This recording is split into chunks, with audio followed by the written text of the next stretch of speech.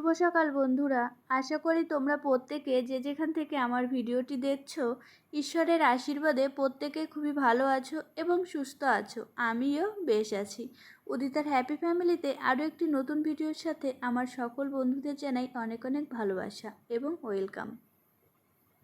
আজ সকালে ঘুম ভেঙেছে আমাদের দুষ্টু বাবুর ডাক শুনে। আসলে বাবুটা এতটাই দুষ্টু, ও খুব সকাল সকাল ঘুম থেকে উঠে যায়। আর আমাদের যদি উঠতে একটু লেট হয়, প্রথমে না উদিতা উদিতা বলে ডাকবে, আর যখন উদিতা ডাক শুনবে না তখন শুরু করবে বম্মা বম্মা বলে। খুব মিষ্টি লাগে ডাকটা। তবে আজ একটু বেলা হয়ে গেছে উঠতে, তার কারণ আজ মাম্মাম স্কুলে যায়নি। আসলে মাম্মাম স্কুলে যেতে চায়নি, তাই আমিও মাম্মামকে আর জোর করিনি। তারপরে সকালবেলা ঘুম থেকে উঠে আমি নিচে চলে গেছিলাম, আর নিচের কিছু টুকটাক কাজকর্ম করে মাম্মামের দুধটা নিয়ে চলে এসেছি উপরে। এখন সময় হয়ে গেছে সকাল 9টা।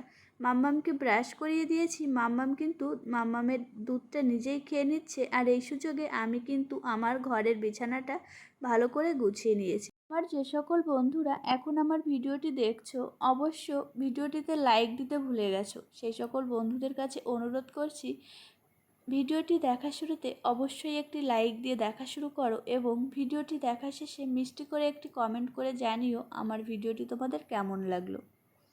সকালবেলা ঘুম থেকে উঠে আমি গিজারটাকে চালিয়ে রেখেছিলাম। আমি প্রতিদিনই জামা কাপড় সার্ফ দিয়ে ধুয়ে দিই, তারপরেও আমার মনে হয় একটু গরম জল হলে বোধহয় বেশি ভালো হতো। হ্যাঁ, আর আমি কিন্তু আমার মাম্মামের সমস্ত জামা কাপড়েও এখনও মাঝে মধ্যে ডেটল দিয়ে থাকি। তাছাড়া আমার মাম্মামের সমস্ত জামা কাপড় আমি না একটু খুব সাবধানেই রাখি, যেহেতু বাচ্চা মানুষ। আর জামা কাপড়টা ভেজানোর আগে আমি না এই বেসিনটাতে একটু হারপিক দিয়ে রেখে দিয়েছিলাম। কিছুটা টাইম যেহেতু রেখে দিয়েছি, তারপর আমার না বেশি ডলতে হয়নি, একটু ডলাতেই বেসিনটা খুব সুন্দর পরিষ্কার হয়ে গেছে। তাছাড়া আমি কিন্তু আমার সংসারের সমস্ত কাজকে হাসি মুখেই করি, আর আমি কোনো কাজকেই না ছোট মনে করি না। আমি যে বাড়ির বউ, তার জন্য এটা করতে পারবো না ওটা করতে পারবো না, এই জিনিসটা আমার মধ্যে নেই। তারপর এই যে আমি কিন্তু একবারে স্নান টান করে মাম্মামকে খাইয়ে দিয়ে রেখে চলে এসেছি রান্নাঘরে। আজ আমার রান্নাঘরে আসতে অনেকটাই লেট হয়ে গেছিলো। আসলে ওই যে কিছু জামা কাপড় হয়েছিল, আর ওই বেসিনটা পরিষ্কার করাতেই লেট হয়ে গেছে। আর এখানে আমি প্রথমেই না ওই যে প্রেশার কুকারে সিদ্ধ করে নিয়েছি গাটি কচু। আজ রান্না করতে করতে না অনেক বড় সমস্যায় পড়ে গেছি। আসলে সমস্যাটা হচ্ছে, যখনই আমি মাছটা ভাজা বসিয়েছি তখনই দেখলাম গ্যাসটা শেষ হয়ে গেছে। আর আমার তো খুব ভয় লাগছিল জালটা বন্ধ হয়ে গেলে মাছটা ভেঙে যায় না ভাতটা নষ্ট হয়ে যায় সেটা ভেবে। তবে সব কিছুই না ঠিকঠাক ছিল। আর এখানে এই যে এই শাপলাটাকে আমি ভাজা করব। শাপলাটাতে না প্রচুর জল রয়েছে, তাই আমি লবণ দিয়ে মাখিয়ে রেখে দিলাম। এইভাবে বেশ 10-15 মিনিট রাখার পরে শাপলাটা একটু নরম হয়ে যাবে, আর একটু নিগড়িয়ে নিলে আমি কিন্তু ওই শাপলাটাকে বেশ ভালো করে ভেজে নিতে পারবো। আর এখানে এই যে পার্শে মাছ, এই পার্শে মাছটা দিয়ে আমি করব একটা সর্ষে বাটা। আর সর্ষে বাটার জন্য প্রথমে আমি দেখো একটা টমেটো দিয়ে দিয়েছি, পোস্ত আর সরিষা আর কাঁচা লঙ্কা দিয়ে দিয়েছি। মাছটা ভেজে নিয়ে এখন এই যে আমি কড়াইতে তেল দিয়ে দিয়েছি। আর এখানে আমি কিন্তু ওই যে সরিষা বাটাটা করেছি ওটা একটু জল জল হয়ে গেছিলো, বুঝতে পারিনি জল বেশি দেওয়া হয়ে গেছিলো। আর এখানে আমি গোটা জিরে দিচ্ছি ফোড়নে। আমাদের বাড়িতে না কালো জিরেটা খুব একটা পছন্দ করে না, তবে সরিষা বাটাতে সবসময় কিন্তু কালো জিরে হলেই বেশি ভালো লাগে। যাই হোক, আর তেলের মধ্যে আমি কিন্তু ফোড়ন দিয়ে দিয়েছি কয়েকটা কাঁচা লঙ্কা মাঝখান দিয়ে চিড়ে দিয়েছি। আর এখানে এই যে আমি সরিষার যে পেস্টটা করেছিলাম সেটাও কিন্তু দিয়ে দিয়েছি, আর কিছুটা জলও আমি অ্যাড করেছি। এখন এটা লবণ হলুদ দিয়ে আমি ভালো করে জাল দিয়ে নেব। আর এটা যতক্ষণ না ভালো করে ফুটছে ততক্ষণ আমি মাছগুলো দেব না। এখানে এই যে আমার কিন্তু বেশ ভালোভাবে এই ঝোলটা ফুটে এসেছে। এখন আমি একে একে সমস্ত মাছগুলো দিয়ে দেবো। হ্যাঁ, আর আমি মাছ দিয়ে বেশি নাড়ানাড়ি করব না, কেননা বেশি নাড়লে না এই মাছটা ভেঙে যেতে পারে। যেহেতু মাছটা আরও 2-3 দিন আগে আনা হয়েছে, ফ্রিজে ছিল তার জন্যে। যে সকল বন্ধুরা এখন ভিডিওটি দেখছো অবশ্য চ্যানেলটিকে সাবস্ক্রাইব করোনি, সেই সকল বন্ধুদের কাছে অনুরোধ করছি চ্যানেলটিকে সাবস্ক্রাইব করে আমার পাশে থেকে যেও।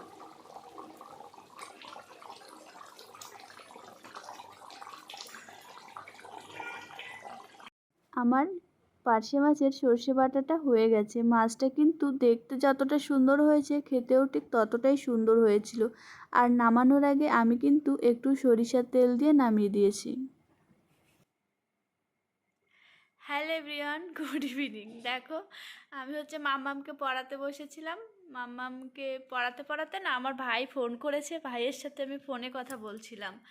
আর নিজে তো এই যে আমার সিরামটাকে মানে মাথায় মেখে পুরো চুলটাকে এই যে দেখো ভিজিয়ে দিয়েছে।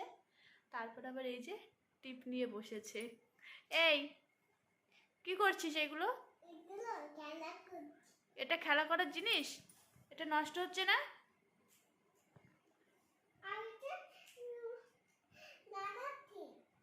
রাখো আগে, রাখো বলছি, দাও। তোমরা যারা বলো না মাম্মাম খুব শান্ত, মাম্মাম খুব গুড গার্ল, দেখো মাম্মামের অবস্থা। বালিশ থেকে মানে বালিশের কভারগুলোও খুলে ফেলেছে। এগুলো কেন করেছিস?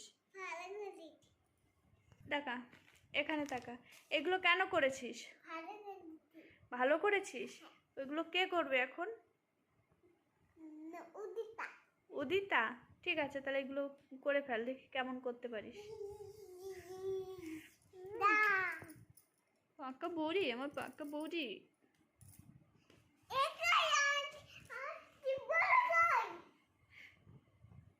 এখন সময় হয়ে গেছে 8:45। আমি মাম্মামকে খাইয়ে দিয়েছি। এখন হচ্ছে আমি মাম্মামকে ঘুম পাড়িয়ে দেবো। তার আগে এই যে খাটের যে বই খাতাগুলো এলোমেলো রয়েছে সেইগুলোই গুছিয়ে নিচ্ছি। আর তারপরে বিছানাটা ভালো করে ঝেড়ে নেব। মাম্মাম না ভালোই দুষ্টুমি করে, তবে পুরোটা আমি তোমাদের সঙ্গে শেয়ার করি না। আজই কিছু কিছু তোমাদের সঙ্গে শেয়ার করলাম।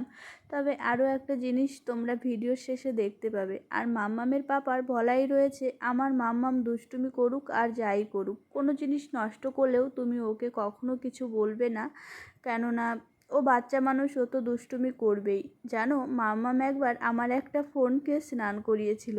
এক বালতি জল ছিল, তার মধ্যে না আমার ফোনটাকে মাম্মাম চুবিয়ে ধরেছিল। তবুও কিন্তু আমি মাম্মামকে কিছু বলেছিলাম না। আর মাম্মামের পাপা আমাকে তো বারবার জিজ্ঞাসা করছিল, তখন মাম্মামের পাপা বাড়িতে ছিল না, যে তুমি কি মাম্মামকে বকেছো? মাম্মাম তখন ছোট ছিল, তখন তো আর তো কথা বলতে পারতো না, তাই শুধু আমাকেই বারবার জিজ্ঞাসা করছিল।